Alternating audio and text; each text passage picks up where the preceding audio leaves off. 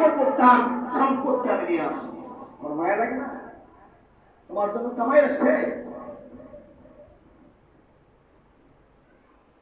মাওলা পাক আপনাকে দুনিয়ার মধ্যে পাঠাইছেন বানানের 50,000 বছর আগে। তফসিরে কিতাবে আসছে 50,000 বছর আগে আপনার রিজিকের ব্যবস্থা কইরা আল্লাহ তাআলা রাখছেন।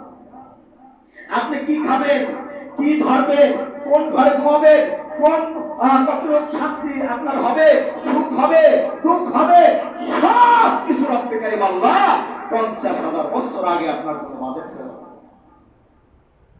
স্বাভাবিক কথা। আপনি সন্তানের জন্য মাত্র 50-60 বছর বাঁচেন, 70 বছর বাঁচেন, এইটার জন্য আপনি সন্তান দুনিয়ার মধ্যে আনেন। ছেলে হইছে একটা, মেয়ে হইছে একটা, এর জন্য আপনি কিভাবে ভালো থাকবে, কিভাবে খাবে, কিভাবে আরাম সুখ করবে, কিভাবে সন্তান প্রতিষ্ঠিত হবে, এটার জন্য চুরি, ডাকাতি, সন্ত্রাসী, বদমাশি, হালাল হারাম কোনো প্রবেশ নাই। এটা উপার্জন করে সন্তানকে ভালো রাখার জন্য একটা বাসতলা বাড়ি করেন, গাড়ি করেন, সম্পদ করেন, কারখানা, মেল, ইন্ডাস্ট্রি সন্তানের ভালোর জন্য।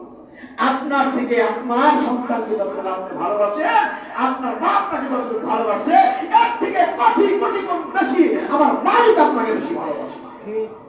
আপনি যদি এই 60 বছরে আপনার এইগুলো কইরা আপনার সন্তান ভালো রাখার জন্য আপনার এই কাজ করা লাগে, যে মাওলা এত মহব্বত করে আপনি দুনিয়ার মধ্যে আসবেন, কিভাবে থাকবেন, কিভাবে খাবেন, কিভাবে ঘুমাবেন, কিভাবে সুখ দুঃখে পাবেন, প্রতিষ্ঠিত হবেন, এটা করার জন্য আমার মালিক 50,000 বছর আগে আপনার সবকিছু বাজেট করে রাখছে। সুবহানাল্লাহ, সুবহানাল্লাহ।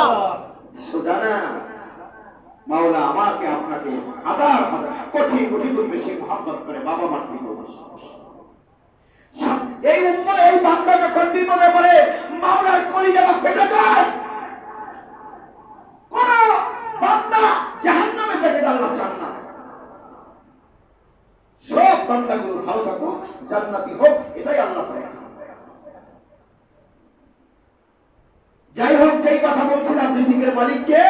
আল্লাহ। আপনি হালাল পথে থাকেন, খোদার কসম আল্লাহ আপনাকে ইজ্জতে রাখবেন। দুনিয়া আপনি কামিয়াব, আখিরাতে কামিয়াব না হলে বিপদগ্রস্ত হবেন। দুনিয়া আখিরাত সব জায়গায় বিপদগ্রস্ত, ক্ষতিগ্রস্ত হয়ে যাবে। দুনিয়ায় তো সম্মান আপনার অর্থ আপনাকে দিতে পারবে না, আপনার পদে আপনাকে দিতে পারবে না, আপনার ক্ষমতা আপনাকে দিতে পারবে না। আজকে আপনি কয়েকদিনের জন্য সফলতা অর্জন করলেন, কালকে আপনার পায়ের তলে দুষ্ট হতে হবে। ঠিক না বেটি? জুতার মালা পরিধান করতে হবে, জুতা গালের মধ্যে লাগাতে হবে। শান্তি নাই, আরামের হারামের আরাম নেই।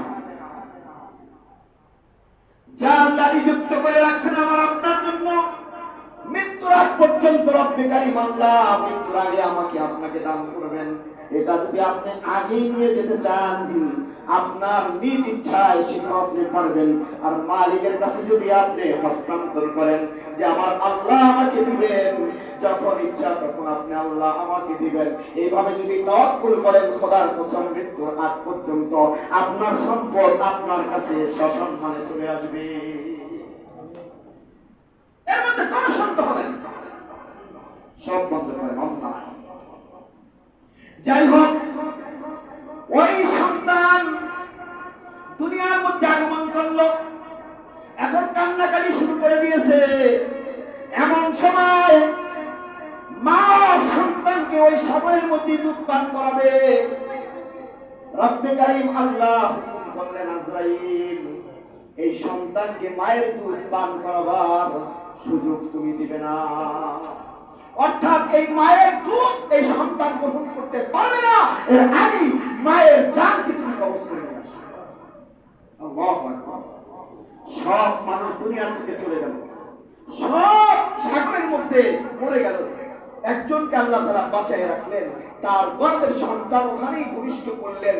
এরপরে এই বাচ্চা মায়ের দুধ খাবে, দুধকেও বঞ্চিত করে দিলেন। মাকে ওই সন্তান দেখে তার জান কবজ করে ফেলেন। ইচ্ছা করলে এই বাচ্চা ধরতে পারে না, বলতে পারে না, কোনো ক্ষমতা নাই। এখানে সাগরের তলদেশে এটা মরে যেত।